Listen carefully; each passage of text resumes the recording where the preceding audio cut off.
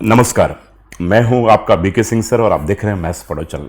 Friends, आज class 10th का एक बहुत इंपॉर्टेंट चैप्टर यानी कि मेजर चैप्टर की अगर मैं बात करूं तो दैट इज क्वाड्रेटिक इक्वेशन में आज स्टार्ट करने जा रहा हूं। क्वाड्रेटिक इक्वेशन का आज हमारा पहला क्लास है। तो सबसे पहले बता दूं कि क्वाड्रेटिक इक्वेशन का ट्रेंड्स पिछले वर्षों में क्या रहा है।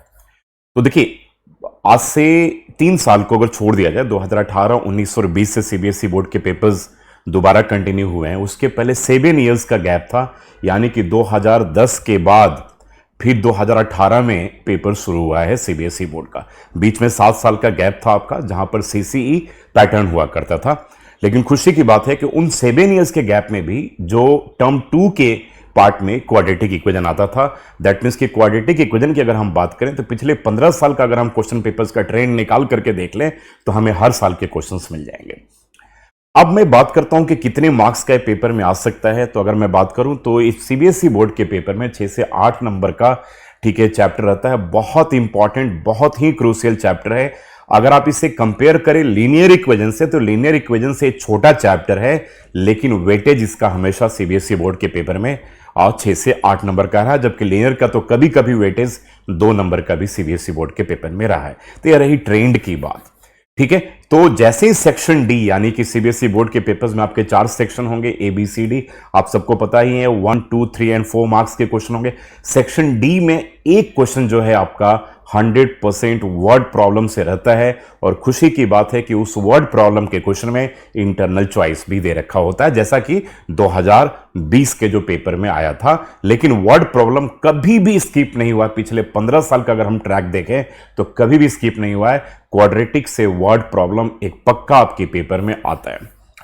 तो इसमें बहुत आसान है, क्योंकि सबसे पहले वीडियो में हम देखेंगे कि कोई भी एक्सप्रेशन क्वाड्रेटिक कैसे होगा, यानी कि 2 डिग्री पॉलिनोमियल जब 0 के बराबर हो जाएगा तो उसे हम क्वाड्रेटिक कहेंगे। तो आज अपने पहले क्लास में यही सीखेंगे। सेकंड क्लास में एक बहुत इंपॉर्टेंट इसका क्वाड्रेटिक इक्वेशन को सॉल्व करने का, रूट्स को निकालने का जो तरीका है, दैट्स इट क्वाड्रेटिक फॉर्मूला, वहां सीखेंगे। क्योंकि फैक्टराइजेशन मेथड से आप ऑलरेडी अवेयर हो, जो आपने क्लास 9th में भी पढ़ा हुआ है। तो आइए स्टार्ट करते हैं। कैसे हम जानेंगे कि कोई भी पॉलिनोमियल क्वाड्रेटिक कैसे होता है, और यह आपके पेपर में 1 मार्कर क्वेश्चन में आ सकता है, चाहे वो मल्टीपल चॉइस क्वेश्चन हो, या आपके फिल इन द ब्लैंक्स हो, या आपके वेरी शॉर्ट आंसर क्वेश्चन हो। तो आप, हमारा हेल्पलाइन नंबर है 9717-432-432 पे जुड़ना। अगर आप चाहते हैं रेगुलर बैच में हमारे आएँ, जो हफ्ते की 2 दिन क्लास होती है, 2-2 घंटे की क्लास होती है, लेकिन वो तभी आइएगा जब आपके अंदर जुनून है, पैशन है 95+ आने की। अगर ऐसा है तो 9717-432-432 पर आप मुझे SMS करना, व्हाट्सएप करना नहीं भूले। बहुत नाम मात्र के रेट पे, बिल्कुल नॉमिनल रेट पे आप व्हाट्सएप कीजिएगा, आपको सारी डिटेल्स उसके बता दिए जाएंगे। अब आते हैं हम लोग फ्रेंड्स यहां पर क्वाड्रेटिक इक्वेशन की बात करते हैं। देखिए, तो क्वाड्रेटिक, जब हम इसके पहले हम जानेंगे कि क्वाड्रेटिक पॉलिनोमियल क्या होता है। तो क्वाड्रेटिक पॉलिनोमियल जब मैं बोलूंगा तो ऑटोमेटिकली आपके दिमाग में आ चुका होगा कि 2 डिग्री पॉलिनोमियल जो है, 2 डिग्री पॉलिनोमियल को हम क्या कहते हैं? क्वाड्रेटिक पॉलिनोमियल कहते हैं। क्या कहेंगे? क्वाड्रेटिक पॉलिनोमियल कहेंगे। ठीक है, तो जैसे 2 डिग्री अगर हम पॉलिनोमियल की बात करें तो x² - 5 एक क्वाड्रेटिक पॉलिनोमियल हो गया, 2x² - 5x + 6 भी एक क्वाड्रेटिक पॉलिनोमियल हो गया। इस तरीके से सारे के सारे क्वाड्रेटिक पॉलिनोमियल हो गए। और जब यही क्वाड्रेटिक पॉलिनोमियल 0 के बराबर हो जाएगा तो उसे हम क्या कहेंगे? क्वाड्रेटिक इक्वेशन कहेंगे। यानी कि जब ये 0 के बराबर हो गया, 0 के बराबर हो गया, तो अब इसका नाम जो है वो क्वाड्रेटिक इक्वेशन हो गया। क्या हो गया? क्वाड्रेटिक इक्वेशन हो गया। Now this is called quadratic equation. अब इसे हम कहने लगेंगे। तो क्वाड्रेटिक पॉलिनोमियल का जनरल फॉर्म आपने देखा होगा, और तभी यही कारण है कि क्वाड्रेटिक पॉलिनोमियल से भी क्वेश्चंस, पॉलिनोमियल के भी कभी कभी क्वेश्चंस क्वाड्रेटिक इक्वेशन में पूछ लिए जाते हैं। ध्यान रखिएगा, मैं आगे करवाऊंगा। ठीक है, तो क्वाड्रेटिक इक्वेशन का जो जनरल फॉर्म होता है ax² + bx + c होता है।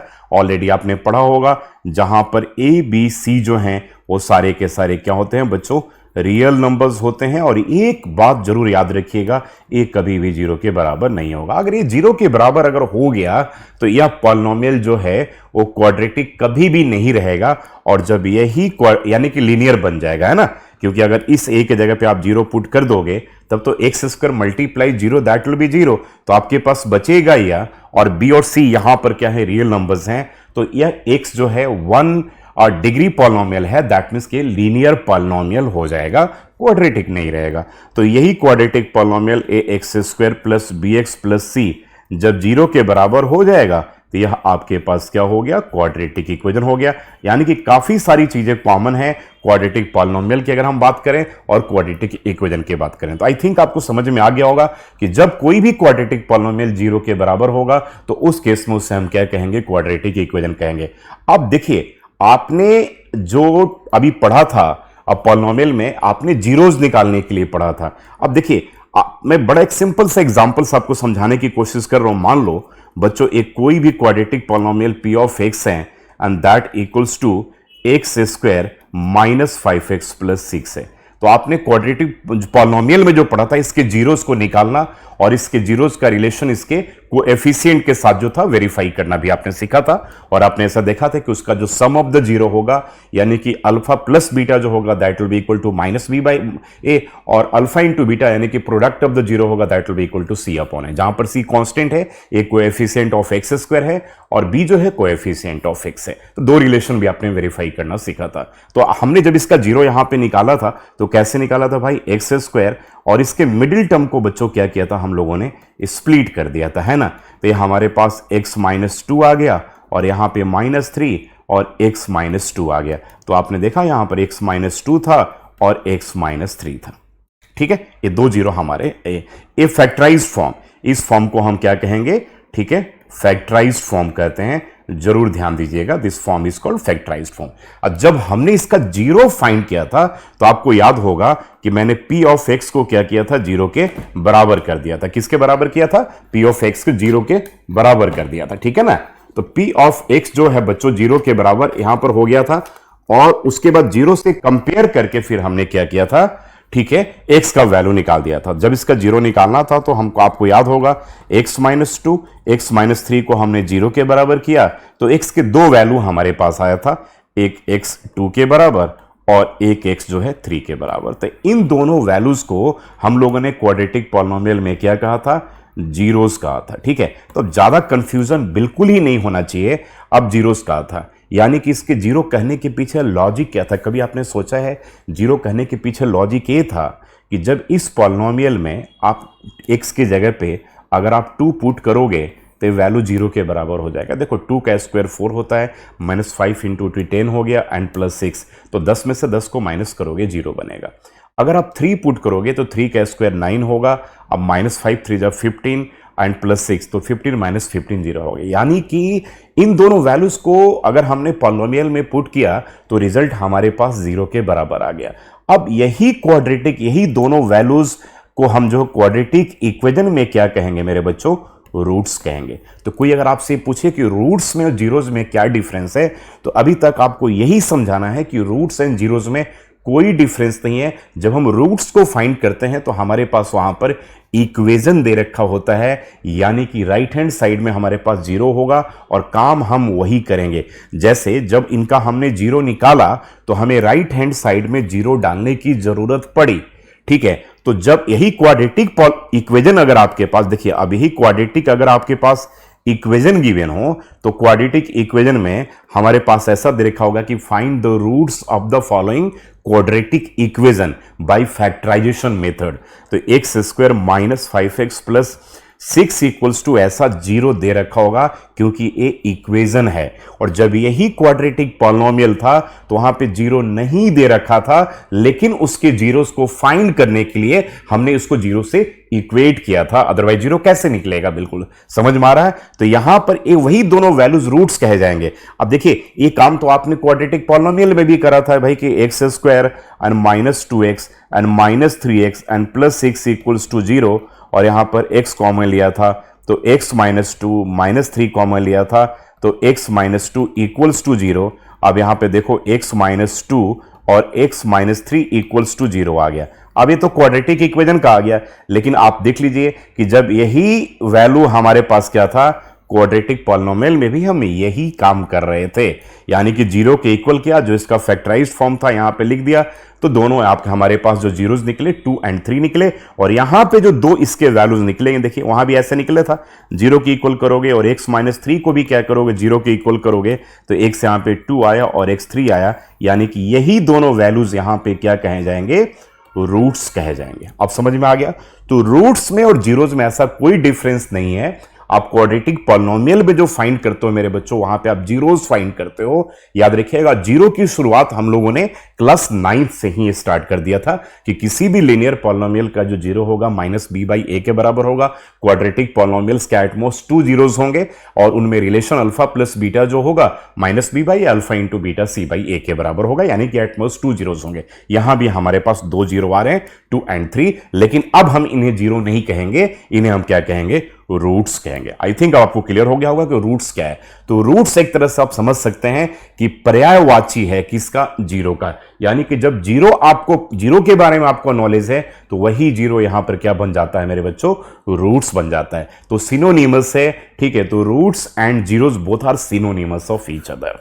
अब समझ में आ गया, ठीक है।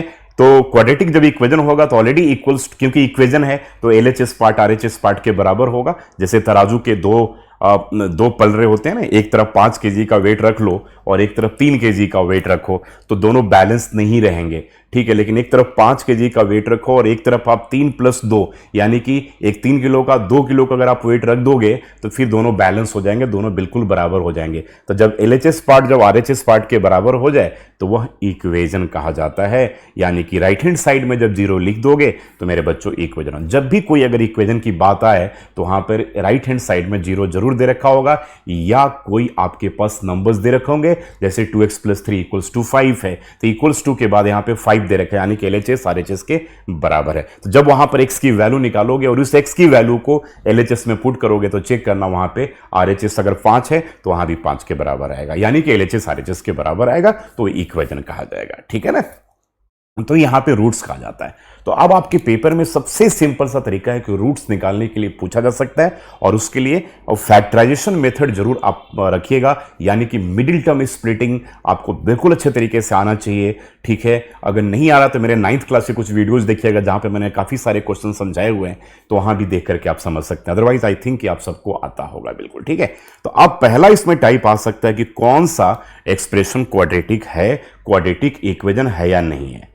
अब जैसे मान लो एक एग्जांपल हमने ले लिया कि x - 2 और x - 1 क्वाड्रेटिक है कि नहीं, तो कभी भी इसे इस फॉर्मेट में नहीं चेक कीजिएगा। जो आपके पास स्टैंडर्ड फॉर्मेट आना चाहिए वो ax² + bx + c = 0 आना चाहिए, जहां पर A B C real numbers हैं और पहला टर्म x² का कोएफिशिएंट आएगा और दूसरा टर्म x का कोएफिशिएंट आएगा और तीसरा टर्म जो है बच्चों और c होगा, दैट विल बी कांस्टेंट। तो पहले हमें इसे जनरल फॉर्म में ब्रेक करने की कोशिश करनी है।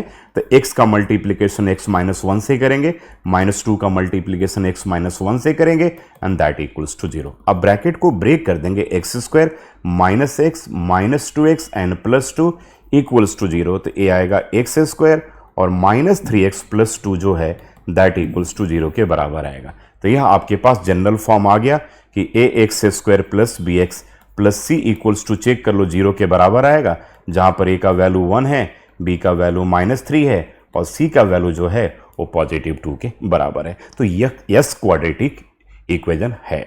अगर कोई पूछे कि x + 1/x = 0 क्या क्वाड्रेटिक है, तो आप चेक करो, यहां पर x² + 1/x = 0 होगा, और यानी कि x² + 1 = यहां पर 0 आ गया। जब x यहां पर जाएगा राइट हैंड साइड में तो मल्टीप्लाई होकर के 0 हो जाएगा, तो यस क्वाड्रेटिक। अब इनके रूट्स निकलेंगे कि नहीं निकलेंगे वो बाद की बात है, हम बाद में चेक करेंगे। पहले तो हमें ये जानना है कि कोई भी एक्सप्रेशन क्वाड्रेटिक है कि नहीं है। लेकिन वही अगर आपके पास मान लो x² + 1/x² अगर 0 के बराबर है तो यह क्वाड्रेटिक इक्वेशन नहीं कहा जाएगा, क्योंकि जब आप इसे एलसीएम लेकर के ब्रेक करेंगे तो x⁴ + 1/x² = 0 हो जाएगा, यानी कि x4 + 1 जो है वो 0 के बराबर हो जाएगा। तो यह 4 डिग्री पॉलिनोमियल है, दैट मीन्स के क्वाड्रेटिक पॉलिनोमियल, क्वाड्रेटिक इक्वेशन नहीं कहा जाएगा, क्योंकि 2 डिग्री पॉलिनोमियल जब 0 के बराबर होता है वही हम क्या कहते हैं, उसे हम क्वाड्रेटिक इक्वेशन कहते हैं। तो आई थिंक आपको समझ में आ गया कि कैसे कोई भी एक्सप्रेशन क्वाड्रेटिक होगा कि नहीं होगा। तो उसे पहचानने का एक बेसिक मंत्र है कि जब कोई भी expression A x square plus B x plus C equals to 0 के फॉर्म पे हो तो क्वाड्रेटिक इक्वेशन कहा जाएगा, जब इनके फॉर्म पे नहीं हो तो क्वाड्रेटिक इक्वेशन नहीं कहा जाएगा। अब आप कह सकते हो कि सर एक्स स्क्वायर माइनस 2 क्या इसके फॉर्म पे है? तो बिल्कुल इसके फॉर्म पे है। इसे 1 इंटू एक्स स्क्वायर और एक्स का कोएफिशिएंट यहां पे कुछ भी नहीं दे रखा है, तो 0 इंटू एक्स और यहां पर -2 इक्वल्स टू 0 होगा। देखिए हमने इसको क्या किया, A x square plus B x plus C equals to 0 के फॉर्म में लिख दिया। दैट मीन्स कि this is a quadratic equation होगा। तो अब आपको इस क्लास में यह समझ में आ गया कि क्वाड्रेटिक इक्वेशन में क्या, क्वाड्रेटिक इक्वेशन क्वाड्रेटिक पॉलिनोमियल में क्या डिफरेंस है, क्या इसका ट्रेंड से प्रीवियस ईयर्स में, और क्या इक्वेशन किसे कहते हैं, और कोई भी एक्सप्रेशन क्वाड्रेटिक इक्वेशन कैसे कहा जाएगा। और रूट्स और जीरोस आपने देख लिया कि दोनों एक दूसरे के पर्यायवाची हैं, यानी कि दोनों एक दूसरे के श्रेणियों। अगले वीडियो में मैं आपको बताऊंगा क्वाड्रेटिक फार्मूला के बारे में, दैट इज वेरी इंपॉर्टेंट, तो ध्यान रखिएगा। लेकिन क्वाड्रेटिक फार्मूला को सीखने के पहले हम सबसे पहले आपको बताएंगे कि डिस्क्रिमिनांट क्या होते हैं, रियल रूट्स क्या होते हैं, ठीक है, इमेजिनरी रूट्स क्या होंगे, जो बाद में पढ़ना है, लेकिन नॉट रियल आप उससे भी आप कह सकते हो। तो काफ़ी सारी इंटरेस्टिंग चीज़ें हैं। तो वीडियो को शेयर लाइक करना प्लीज़ नहीं भूलिएगा, और अपने फ्रेंड्स को भी बोलिए, खूब सारे दोस्तों के साथ शेयर कीजिए। और इस वीडियो को देख करके भी बड़े अच्छे आप मार्क्स ला सकते हैं। लेकिन अगर आप चाहते हैं कि हमारे बिल्कुल प्रीमियम एलीट बैचेज में आप आएँ, और बिल्कुल वो भी नाम मात्र के कॉस्ट पे, तो जो आपको स्क्रीन पे हमारा नंबर दिख रहा है 9717432432 पे आप व्हाट्सएप कीजिए। उसमें आपको 3 डेमो क्लासेस फ्री दिए जाएंगे। 3 डेमो क्लासेस के बाद you will have to decide कि बीके सिंह सर के क्लासेस हमें ज्वाइन करना है कि नहीं करना है। बाकी इसके डिटेल्स को जानने के लिए डिस्क्रिप्शन बॉक्स में सारी चीज़ें आप देख सकते हैं। Thank you so much.